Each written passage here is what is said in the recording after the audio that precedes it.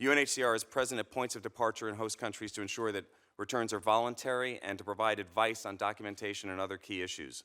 But in order to fully assist those who return and to monitor conditions, UNHCR and other humanitarian agencies need unhindered access to areas of return inside Syria. While access is slowly improving, it is far from being widespread or systemic. Because it's clear that large-scale return will take time, we should expect a significant Syrian refugee population outside of Syria for the foreseeable future. In the meantime, Syrian refugees have told us what they need, and we should listen to them.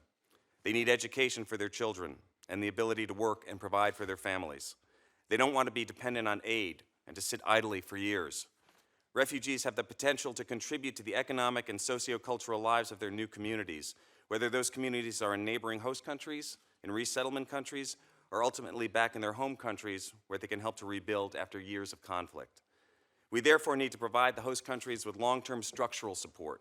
And we met, thank you for the work that you do through IRC. We met with some individuals from the office in Denver. Thank you very much for the work and certainly the incredibly important, because the truth is the humanitarian enterprise has to change. Historically, it was keep people alive until they go home. That might be months or a few years. And that was relatively straightforward. They were in refugee camps, you gave them health services, you fed them, and then they went home. But last year, less than 2% of the world's refugees went home. They're displaced for, on average, if they're in a camp, 17 years. And so we can't just say we have to help them survive. They have to have the means to thrive. Mr. Miliband, your reputation and your leadership has been indispensable.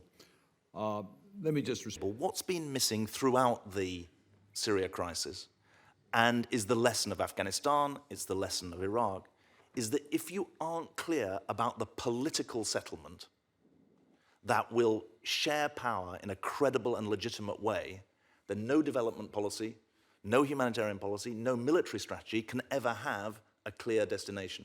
And the sentence that hasn't been filled in, frankly, in the Syrian context, is there will be a transition from President Assad, but we've never completed the sentence, what's that a transition to?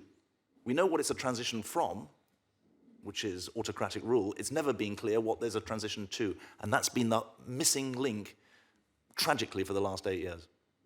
Thank you. Senator Murphy. Thank you very much, Mr. Chairman. Thank you both of you for being here today. This has been very good. Mr. Miliband, yesterday the State Department issued a statement expressing alarm over the escalation of violence in Idlib and northern Hama, and they cited specifically, or there have been reports citing more